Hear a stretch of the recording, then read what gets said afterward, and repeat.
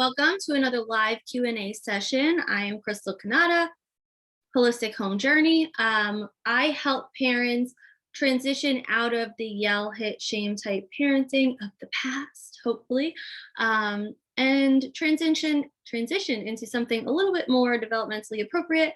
And I like to call that holistic parenting. So the way that this works with the live Q&A is every week, throughout the week, you can leave questions inside of the community, and then on Thursdays I go on and I answer them all live.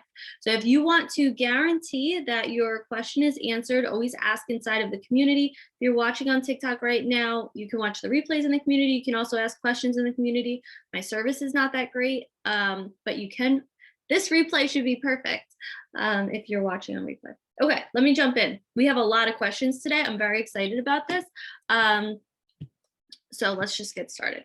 Okay, first question is from Ashley Sharp. And Ashley says, I would love it if you can elaborate some on how and what you use to incorporate growth mindset into your homeschool.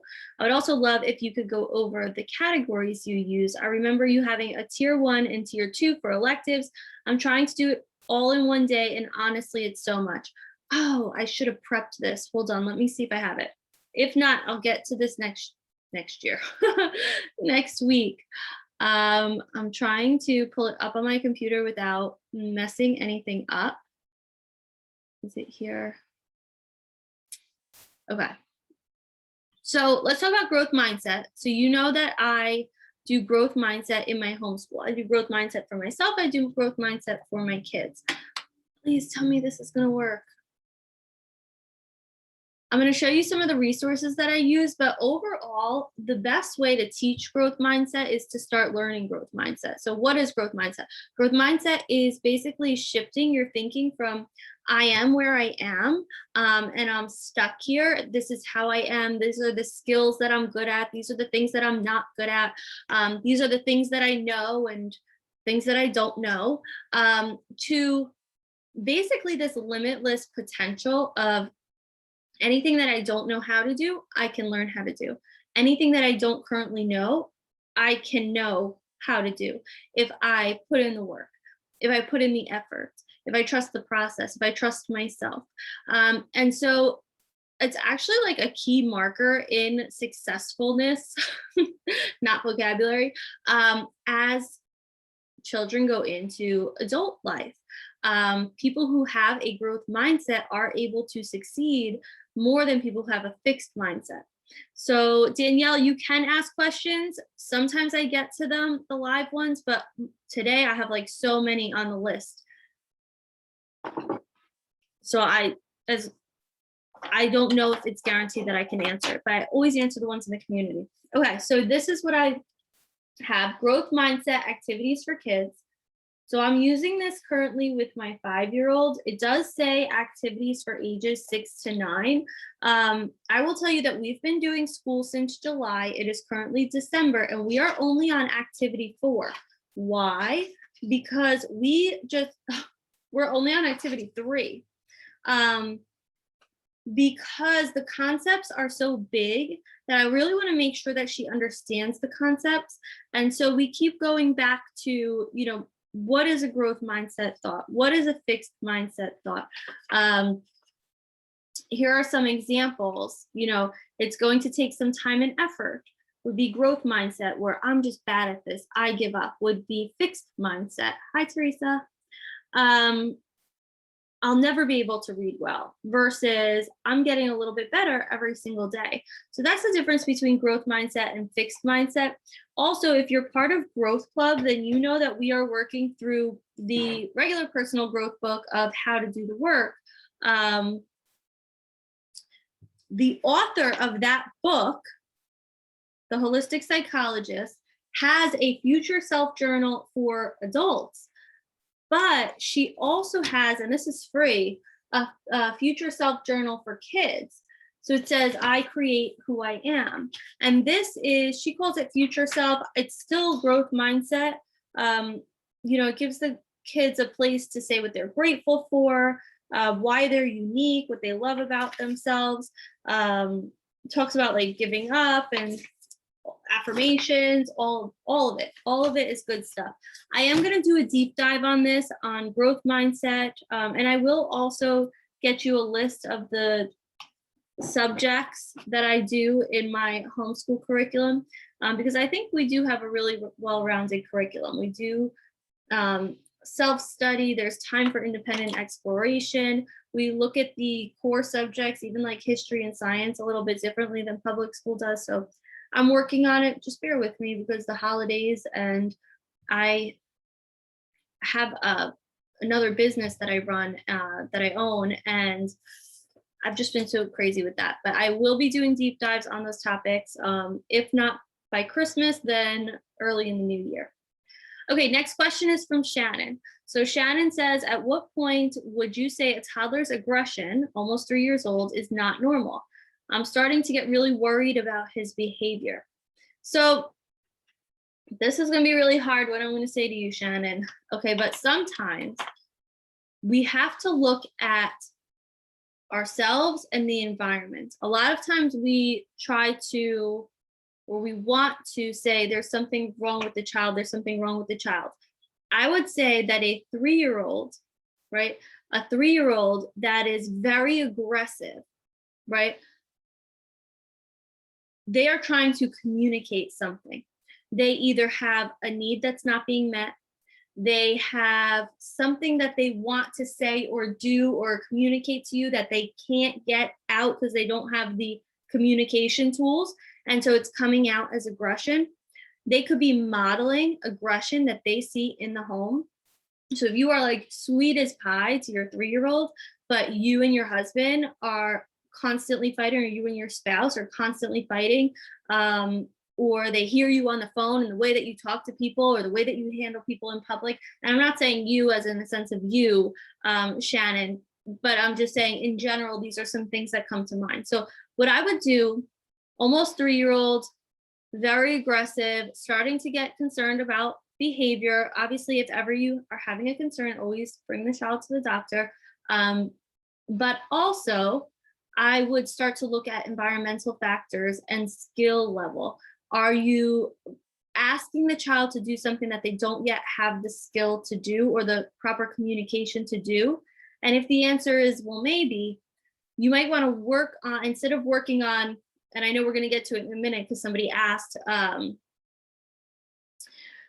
let's say the child won't clean their room, the child won't pick up their mess, the child won't stop throwing food, right? Think of all these things that we're like, oh, the child's doing wrong, the child's doing wrong.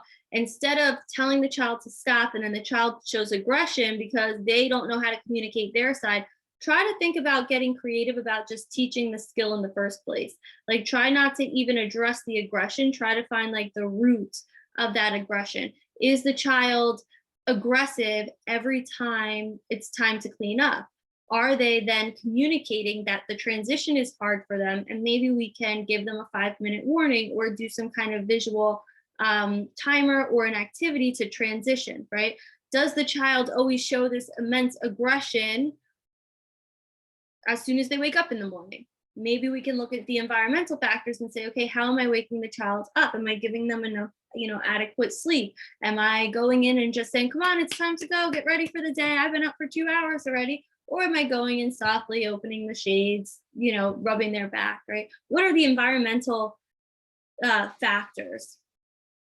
Nothing's ever wrong with the child. Love and structure with empathy. Yes.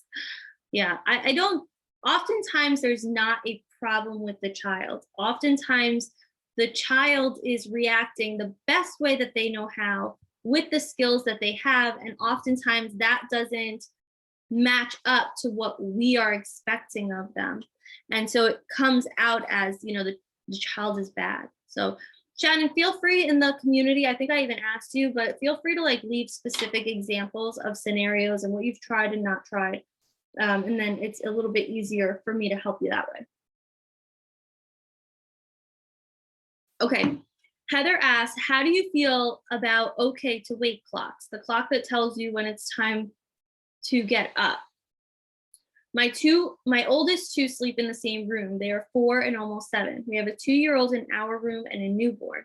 In the last months, I've put into place that they are allowed to get up and watch their tablets or play quietly in the room if they wake before me. I'm up by 6:30, but my 4-year-old sometimes gets up between 4:30 and 6. Oh my gosh.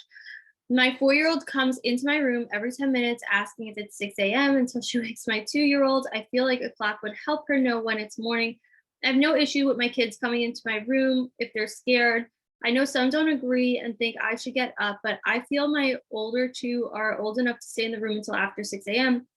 Actually, my oldest doesn't usually even wake before I do, unless the 4-year-old wakes her. What kind of clock do you use? Okay. So yes, I know that the use of like clocks and things like that, especially around I don't know why it's such a sore topic of sleep, is almost a little bit controversial. I am always okay with setting boundaries as long as the boundaries are respectful to everybody in the house, right? A lot of times parents will set boundaries or rules that really are only respectful and beneficial to us. So if you're taking into account like the household as a whole, I think it's perfectly fine to use a timer like that. I am a big believer that like you cannot operate as the best mom that you can be if you're not getting your needs met. So, and I think that that's an important lesson as well for the children. Like mom has needs too. Just because I'm up at 4:30 and ready to go, at a certain age, mom can still get her rest. I love that. I don't know if like the okay to wake is what I would call it. I don't know if that's what it's officially called, but I would, Nettie, I have like a zillion questions today. So I'm probably not going to get to questions from the live, but go and ask in the community and I'll put it on the list for next week. I don't know if I would call it okay to wake, but like okay to leave your room maybe, or okay to wake mom maybe. Right. So that way it's like it gives them the freedom of, listen, you don't have to be sleeping. If your body tells you you need to get up, and you've already given them that freedom, which I think is beautiful, Heather. You're not saying you cannot get up until 6:30 a.m. Nobody gets up in this house before 6:30 a.m. You're saying I need my sleep until 6:30. I trust you, 4-year-old and 7-year-old, that you can play on your own until I get up. Here's this. They have clocks that like turn green at a certain time. I think that's probably what you're talking about. Here's this visual cue.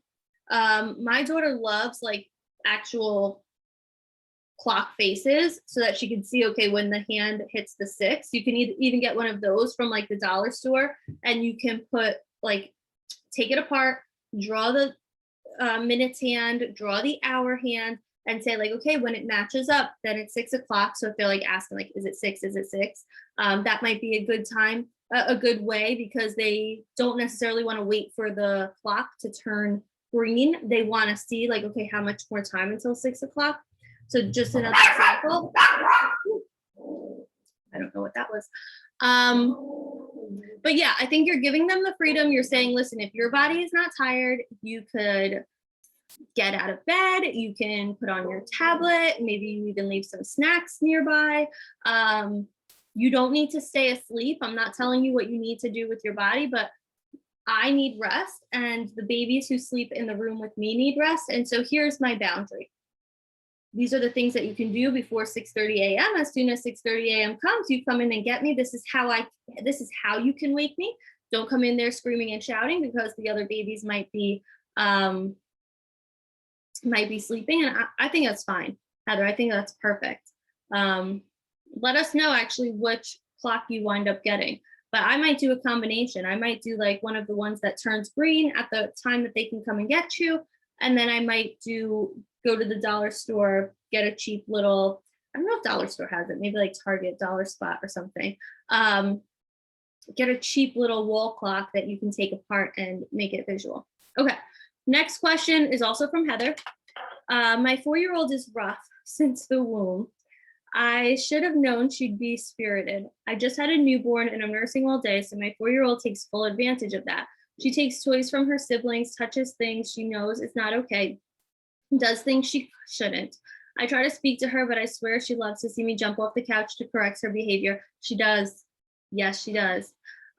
She will immediately give the toy back or stop. I feel like I'm threatening her in a way.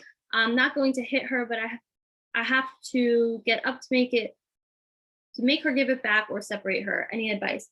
What I would do is I would get proactive with that. So if you know that she's been doing these things while you're nursing the baby, and she is definitely, it seems, doing it for attention, right? She loves that when you're like, you're totally enthralled and distracted with the baby, and then she's able to do something that gets you like out and up off the couch and giving her this attention, right? So how can we be a little bit proactive about that? What I would do is find a job for her to do while you are feeding the baby. Maybe she needs to, I don't know, the baby will only settle if you rub her tootsies. Can you come rub her tootsies while I'm feeding her? It really helps. Or maybe your hair needs to be brushed while the baby is being fed. Maybe the baby needs a story read. You know, hey, the baby is, I know he's brand new, so the baby is 6 weeks old now. We can start reading to him. And so I need your help. You know, I really trust you to help teach your brother this. And then you might have her read a book to him during feeding times.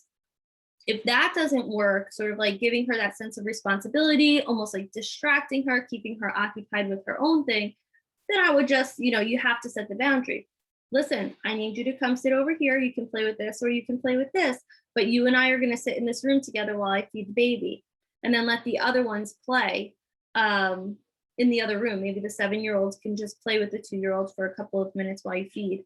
I know it's not just a couple of minutes, but you know what I mean. But try to separate her out. Listen, until I can trust you. Trust is a big thing, and I know we've talked about that before. Somebody's saying, I did a box of toys that I got down only during feedings. I love that idea. We do something similar for car rides. Like they have like their car toys. They also have their restaurant toys that never come out until we're at a restaurant table. And I think that kind of keeps it new and keeps it fresh. That was a great suggestion. Thank you. Yeah, so maybe have like a basket of toys or a section that's only for feeding times. Okay, next question is from Marissa. Hold on, I need my coffee. Okay. Marissa says, so we know that often triggers or hot buttons are from something that we may have gotten in trouble for in the past. Do you ever try to get ahead of the game and figure out some triggers before they happen so you can handle them better? I have a specific memory in mind that I keep playing over and over that I worry I'll do the same to my daughter. I was probably 6 or 7 years old, just got out of dance class. My mom pulled up to pick me up. I had 2 large boxes of stuff from my fundraiser and my backpack from school and my dance bag, and it was cold and snowing. She rolled down the window and I asked her for help opening the door. My mom tried so hard to get us to use problem-solving skills, but didn't help us walk through them. She told me to figure it out. I remember sitting there crying. I remember that I had a bad day that day, and I just couldn't figure out how I was going to get all the stuff in the car without her help. She ended up driving away, and I remember being devastated thinking she left me. One of the other girls' moms offered for me to go into her car until my mom came back. And if she didn't, she would take me home. My mom was livid, and I got in so much trouble for that. As an adult and a mom, I can see my mom's point of view. She was probably scared when she pulled up and I wasn't there anymore. Anyway, I've been preparing for an altercation like this my whole life with my kids. Okay, so I feel like, Marissa, like you are already ahead of the game because you have become conscious of this. Yes, we can teach our children independence. Yes, we can teach them to problem solve. Okay, but if I was standing out in the snow with 6 bags in my hand, trying to get into the car, and my husband or my friend or my neighbor was like, just figure it out, like I'd never speak to them again. I'd be like, what the heck is wrong with you? That's not when you teach problem solving skills. That is a control thing. That is, maybe she didn't want to get out of the car, maybe she was having a bad day kind of thing, but that's not like the typical way of teaching problem solving to children. So I just want you to know that. I know that you're very hyper aware of this happening, and that can be really stressful. One way to sort of try to help that a little bit would be to, I'm going to give you two different options. You can run with whatever one feels best to you. First option would be to rewrite the story. Just in your mind, just rewrite the story. What do you wish that your mom would have done in that moment? When she pulled up and she saw you had all of those things, what do you wish that she would have done different? What do you wish that you would have done different? Right? And just rewrite the story for yourself. And when you have that rewritten story, you can say, okay, this is how I will handle it with my children. And that might settle you a little bit to say, you know what? If this ever comes up, I already have the scenario in my brain that I can just act it. Because right now, if that scenario ever came up, the only thing that you have in your brain that you keep replaying and replaying and would maybe then have the potential to repeat is the way that your mom handled it. So instead, give your brain something else to fixate on. Give your brain a different solution. You are safe now. You have time. You are not on anybody else's schedule. So do that for yourself. The other thing that you could do is you can try to come to a resolution with your mom when it comes to that. And maybe just tell her, listen, I can see your point. And at this point in my life, it still bothers me. This is 30 years later. I don't know how old you are, Marissa, so I'm sorry if it's less than 30 years. 20, 30 years later. And this is still bothering me. So let's clear it up. I'd like to come to some conclusion here. This is how I wish it went down. Can you see my side? And sometimes that's really healing for us too. But I think giving your sort of inner child that alternative storyline, and then giving your adult mom self a solution so that if it ever comes up with your children, you would handle it differently. The way I would handle that is like, I would just get out and help my child into the car. Think of if it was another grown-up, what would you do? Would you take that time to teach a lesson in problem solving, or would you see, I should probably help? Okay. Next question is from Marissa. How do you balance teaching empathy and not wanting to hurt people's feelings or make them mad, but also teaching that other people's emotions are not your responsibility? For example, we don't say or do mean things because it can hurt people's feelings, but then we also might choose not to give a hug because it's not our fault if grandma gets sad. That's her problem. So I always try to teach my kids that people are responsible for their own feelings, but at the same note, we are responsible for our actions. So while we cannot control how somebody, because I could be nice, I could be, what is the saying, sweet as pie to somebody. I am all the time on TikTok. I'll be nice to people, and for whatever reason, it makes them angry, or it makes them sad, or it makes them hurtful, or it makes them, whatever they start to feel, right? I can't take responsibility for that. What I can control is how I treat others. What I can control, the kindness that comes from my heart. So the way that I do with my kids is, they're not responsible for somebody else's feelings. If somebody else is feeling angry, sad, we want to teach them to recognize.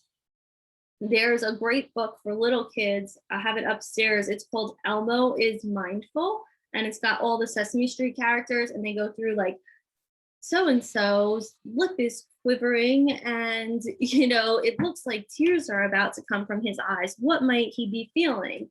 And it runs through scenarios like that.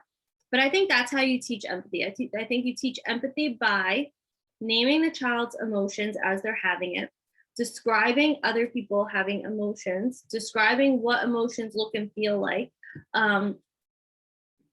talking about, oh, wow, so-and-so must be so disappointed because this happened. And I think that's where the empathy comes in, is like identifying it and being able to say, hey, I kind of see where you're at. I see where you're at. I think it crosses a line into responsibility when we feel like we have to fix it. So it's like, I can see that you are sad. It's not my responsibility to fix it. I can see that you are disappointed, that you are frustrated, that you are angry, right? It's not my responsibility to fix it. And I think that's where the line is drawn, right? Is, am I identifying and am I able to connect, or am I trying to fix it? And then the second piece of it is just like how yes, I'll post that book in the community. The second piece is,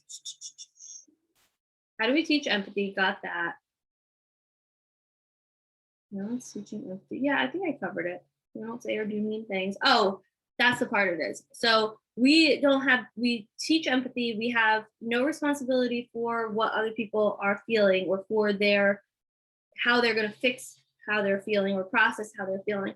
But then how do we say, hey, listen, we don't do these certain things because it might hurt others? I don't usually say that. I don't say like, we need to be quiet because other people might get mad at us.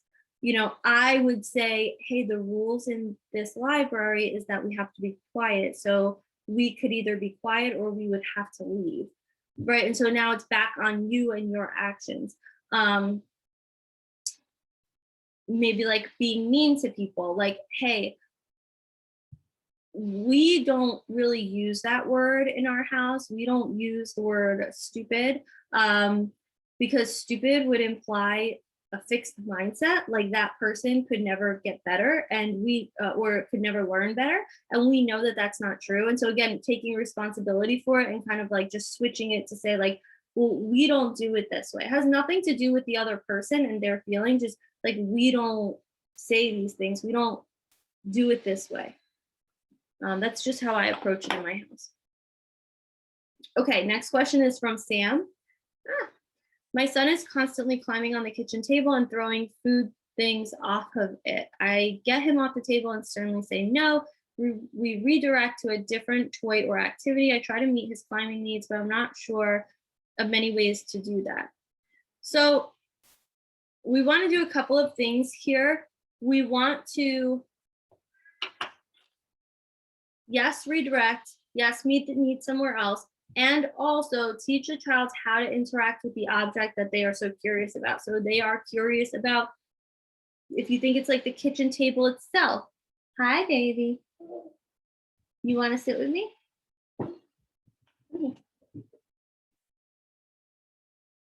I can't schedule anything around nap times, because those are my glasses, because nap times sometimes happen, sometimes don't happen, sometimes happen a lot earlier than we thought they would. I know. You see? Okay, I'm going to turn this off in case you type. So figure out what the child is trying to actually interact with. What is their interest? Is the interest with the kitchen table itself? Can you show them, oh, if you want to sit up at the table, let's go get some Play-Doh and we can do that. Or if you want to, she's fine. Yeah, thanks. If you want to sit up at the table, you can get a piece of paper and a marker, and then this is what you can do at the table. Or if you think that there's something on the table that they are interested in, maybe the food that they're throwing, show them what they can do if they want to interact with that food. Can you put an empty bowl there, and they can take the food from one bowl and put it into the next? What can they do to interact with that scenario in a more respectful way? Then you can also allow, and I don't know what you, I know you want to talk. I don't know what you allow in your house. I know you got to listen. You want to listen to mama? Okay. I allow the kids to like jump on the couch, climb on the couch, because we don't really have many other things that they can climb. They can climb up the steps, not play on the steps. They can jump on their beds, they can climb on their beds, they could go outside and climb. So just try to get creative with that. And then also, so I know that you're redirecting to a toy. A lot of times, and I know this is like maybe controversial, but like kids don't often want toys. They want to interact with their real life. They want to interact with like what you're interacting with. So try to meet that need or redirect with something that is either, like I said, somehow related to the thing that they're already trying to interact with, or maybe is related to what you're doing in that moment. So instead of saying like, just go in the living room or go in your bedroom and get a toy, maybe if you are cooking, you let them help you cook, or you are cleaning, you get them an extra duster so that they can go in and clean with you, something like that. Okay, next question is from Christina. How do I help my 3-year-old to stop being the parent to my 11, almost 12-month-old? He's too aggressive about it and makes his baby brother cry. So a couple things here. Oh, these are my glasses. Thank you. Marker? That's a marker. Oh. Yeah. Mama. That's mama's marker. Yes. Oh. Computer. Oh. Home. Yeah. So you can say hi. Hi. Home. That's my phone, and that's my computer. Okay. So 3-year-old is kind of being the parent to 11-month-old. What can we do about that? I would just keep an eye for places that you are instructing that 3-year-old to be the parent. Sometimes we will have one expectation in one moment because our need is different, and then we have another expectation in another moment. So maybe like in one moment you are saying, hey, I need you to watch your brother, or you walk into the room and the room's a mess. Wait, listen to mama. Okay, if you want to type, you can do one. We cannot hit it. You understand? Understand. Okay, let me see. 1. Good job. Then you can keep typing, okay? Yes. There you go, real life example. So sometimes we might walk into the room and you see both kids there, the room's a disaster, or there's marker everywhere, or the baby's got the diaper off, running around with poop everywhere.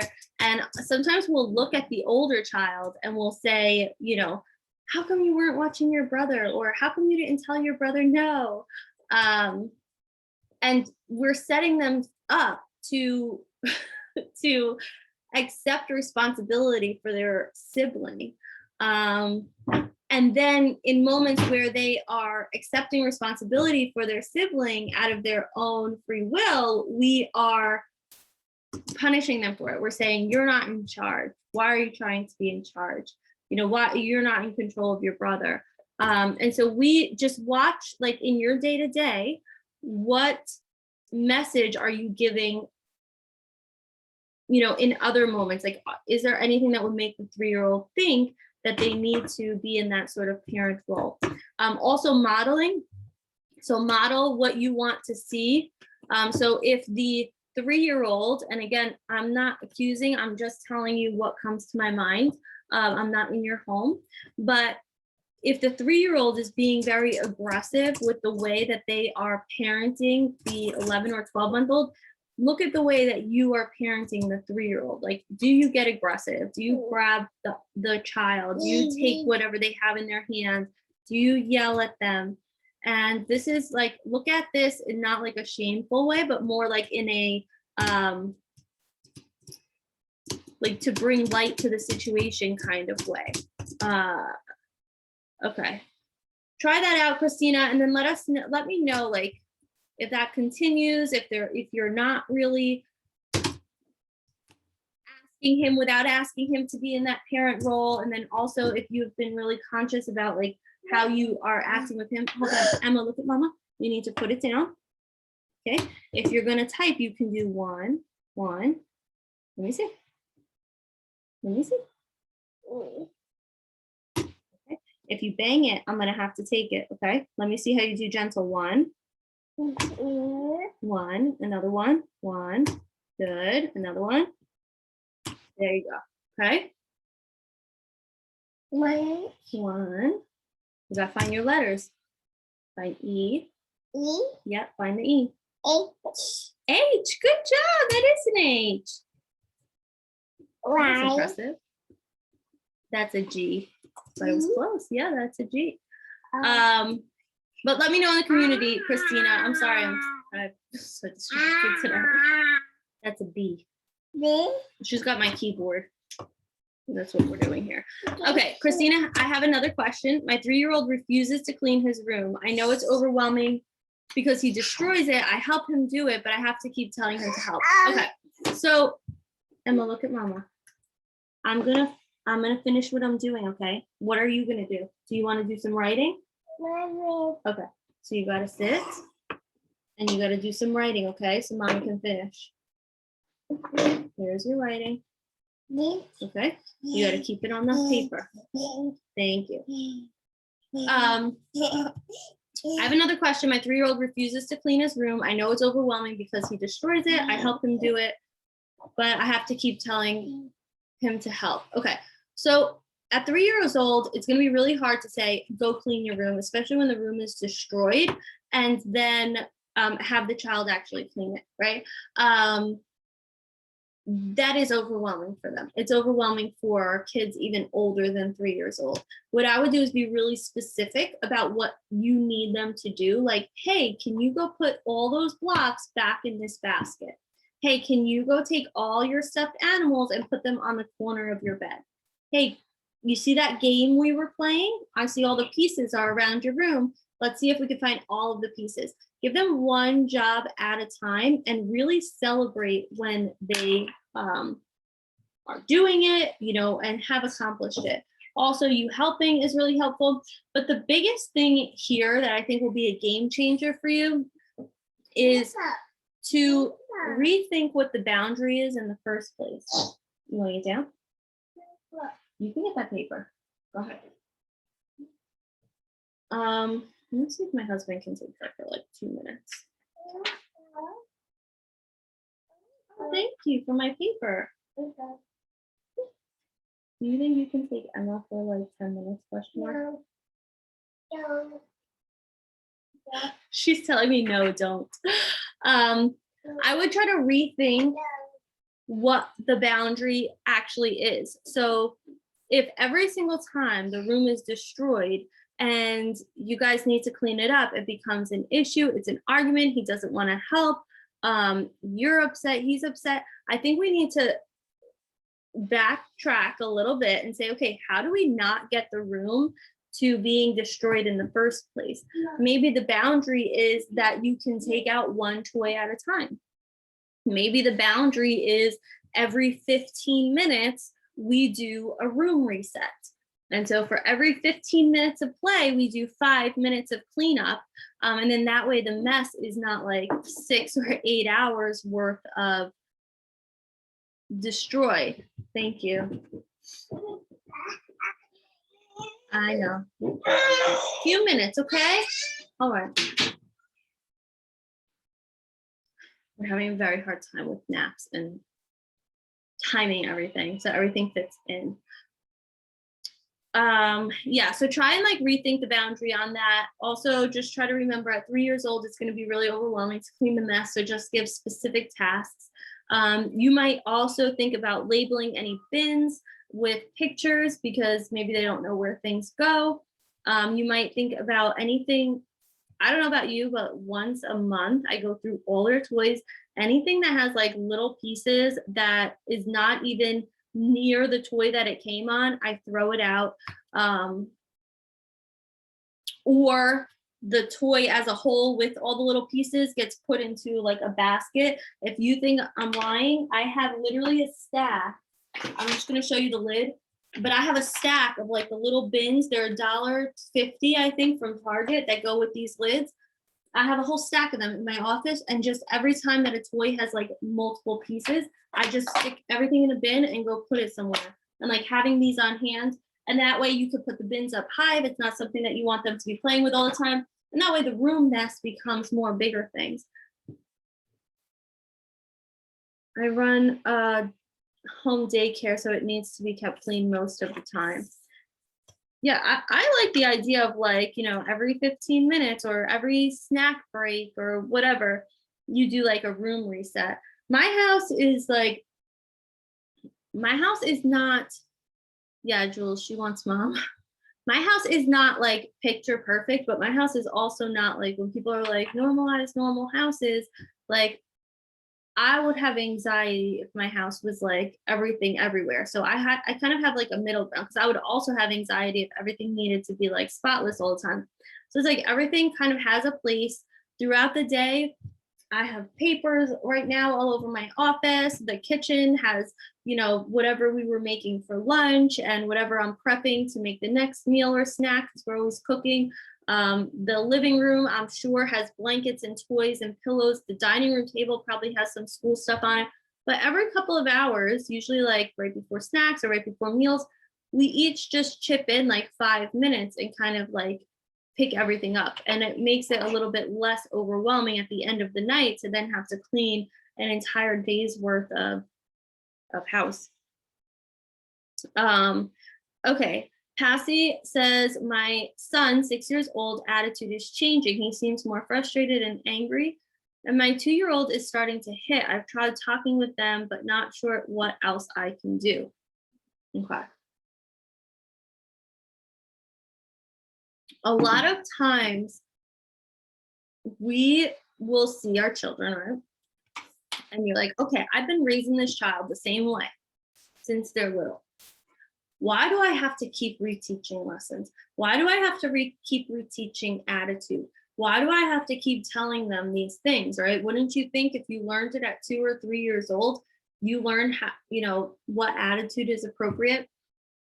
That at 6 years old, this is no longer going to be a problem? And the answer is no, a million times no, because remember that your children's brains are developing like into their 20s, okay, so quickly that you have to keep adjusting the lessons that you're teaching them because the child is going through developmental changes, but also environmental changes. At 6 years old, maybe they're allowed to play more often with friends outside of the house. So now they're learning how to deal with conflicts a little bit on their own because mom's not always sitting there during the play date. They might be going to school. They might be doing after school activities. They might start to feel peer pressure. They might start to feel bullying. They might start to feel pressure of schoolwork and performing. There's so many things. They might, there drives me nuts, but even like the Disney movies will make comments about bodies and how weird people are and stuff like that. And they might start to become conscious of themselves, right? And so you might say something to them that you think is no big deal, and it actually triggers them. And so they give you this attitude. So with that, the reason why I'm telling you all of this is because I want you to understand that like your child is ever growing and ever expanding, and we keep expecting more of them. And sometimes we forget to also keep adding to their toolbox. So if you notice that your 6-year-old, all of a sudden their attitude is changing, I would first say, am I being triggered by their like, do they really have like a bad attitude? Or am I just being triggered by their attitude? I'll next say, can I ignore their attitude and instead think about the root of what they're actually trying to say? Don't get me wrong. If they become super disrespectful, you could just say, hey, I don't appreciate being spoken to like that. So when you can speak to me in this other way, I'm happy to talk to you about it. But give them those tools. Hey, I didn't expect that kind of reaction. Is something going on that you need to talk about? It doesn't seem like you to have this kind of attitude. I might also start looking at what they're watching, who they're hanging out with. And I don't necessarily think you need to cut everything off. I just think that you need to talk about it. Hey, I've been noticing that you've been acting this way or saying these things. I also noticed that one of your friends kind of acts that way. And so let's talk about how we can be in charge of our own mind and our own body, even when we see somebody else acting differently, right? And so give them the tools. But I think giving them the tools, understanding that they are not trying to do this to you, they are trying to navigate their world with the tools that they have, And then also trying to see how much of the attitude you can ignore. Blatant disrespect, I wouldn't ignore, but like a little attitude, I might just say like, okay, this is how they're communicating. Let me dig deeper. What are they actually trying to communicate? If they had said it perfectly, what are they actually trying to communicate? Let's meet that need. Once that need is met, hey, next time you have this need, here's how you could approach me about it. I didn't really like how we were communicating before, and I think we could be a little bit more effective. 2-year-old hitting, it's very hard. It's very frustrating. Hitting is developmentally normal for toddlers. That being said, I do not tolerate it. What I mean by I do not tolerate it is we don't just say they'll grow out of it or it's not a big deal. When the child hits, you want to teach them the skill of how to interact with the object that they have just hit. So if it's a person, you might say too gentle. Again, get back to the root need of that communication. Why did they hit? Did they hit because so-and-so just took their toy? Did they hit because they asked for a snack and they didn't get it because they didn't ask properly? Like, did they hit because Emma used to hit all the time because like if she couldn't do something, like she was trying to manipulate a toy a certain way and it wouldn't work, she would get so angry and she would just like go and hit. She would hit the dog if the dog was laying on her pillow. And so in those cases, you have to just teach like, okay, we don't hit, this is what we do. Tell the doggy up, up, up, right? Or, take a deep breath, maybe when dealing with the toy, or, maybe if you need a snack, go and get the cup, right? Teach them how to do it. And then you can also teach them what they can do. Is this you, P Creative Space? I'm trying not to look at the comments and get distracted, but if this is you, then it's helpful if you're here. Oh, okay. Okay, cool. So that's you. So it's a 3-year-old. So 3 years old, they should hopefully be getting out of the hitting. 2 years old would be a little bit more developmentally appropriate. 3 years old, it's not that it will be like a big warning sign, but we would hope that they would sort of be getting out of it at that point. I would start trying to find the root need, find the like what are the instances that they are feeling that they need to hit, and teach a different way of communication. I think like if your 6-year-old is having attitude and your 3-year-old is hitting, I think like communication overhaul, like I would be like, family meeting, I don't like how we've been interacting with each other. This is what's going to happen. And then pick in your mind, like what are the key 2 to 3 things that happen in a day that cause these kind of communication hiccups, the attitude from the 6-year-old and the hitting from the 2-year-old, and come up with some creative solutions. Feel free, Passy, to leave them in the community and I will help you come up with some solutions. But like, what are the scenarios where they are hitting or giving attitude? How can we get ahead of it? How can we give them different tools? And then just like nix the issue instead of trying to like fix the behavior, the bad behavior, which is really just sort of like a symptom of not having the communication skills. All right, last question. This was awesome, by the way, because this morning we had no questions and I was like, hey y'all, we need some questions, and we have so many questions. So awesome. Okay, last question is from Caitlin. What are some tips on throwing items while in the high chair? My baby is 18 months old, did this a while back, but then he stopped. Now it's full force. Don't you hate when that happens? A fork and all his food flies and he thinks it's so funny. I make sure not to react it. And I tell him, are you done? It looks like you're done. I try to get him to help me pick everything up.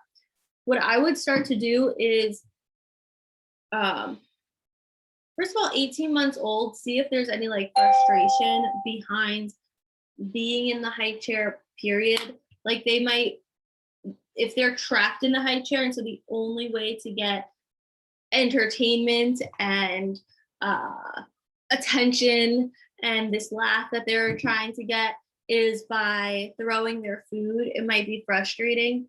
If they're in more of like a chair situation where they could get up and down if they wanted to, they can go entertain themselves in a different way. You can give them a little bit more control of their body. That might be helpful. See how that sits with you. But what I would also do is make the plate of food that you want to feed your child, but then only give your child like 2 or 3 pieces of each. So let's say if it's like pasta, you'll have the bowl of pasta, but you'll give like 2 or 3 noodles at a time, right? 1 or 2 pieces of chicken at a time, or whatever the child is eating. And this way they're not dumping like the whole plate all over the place. The most that they can dump is 1 or 2 things. And I think outside of that, to just remember that he's not doing it to you. He's developed this new skill. He's developed this thing that he thinks is really funny. And so it can be triggering for a lot of us, the throwing of food, because we probably would have got hit for it. But try and take a deep breath for yourself. I think what you're doing is perfect. Are you all done? Looks like you're done. Okay, I will take the food. If they start crying, no, I'm not done. Okay, give one thing back. Okay, let me see. You got to put it in your mouth. You got to put it in your mouth, right? And then if they like throw it, okay, if you're going to throw it, then we're all done, right? And then you can move on. So they're seeing like, okay, I'm getting attention when I'm doing it right. If I'm not interacting with my food the right way, I'm not in trouble, but mom's just going to kind of like move on to the next thing. But I think just giving very small, like super small portions, and then give a little bit more at a time will be helpful. All right, so this was awesome. Again, just as a reminder, the way that this works, I don't always, like today, this was almost an hour of answering questions that came from the community. I always answer every single question that comes in advance on the community. But then I don't always get to the questions that you ask live. So always make sure that you are in the community and you ask your questions in advance, and I will always get to them live. You can also just ask your questions on the regular community feed, and other moms and caregivers go in there and they help you as well. It's really cool. It's kind of like a Facebook group. It's just off social media, so it's a little bit more private and secure. Thank you for being here. Thank you for sticking with me when Emma was like in here and everything. I know I try and do it with nap time, but in all transparency, we've been having such a trouble with nap time. Sometimes it's at 11 a.m., sometimes it's at 1 p.m., sometimes it's for 2 hours, sometimes it's for 30 minutes, sometimes they don't nap at all. Or she doesn't nap at all. Zoe doesn't nap anyway. But anyway, that's my own stuff. I will catch you in the community. I will catch you Sunday for Growth Club. This replay will be up hopefully in the next hour, and I will talk to you later.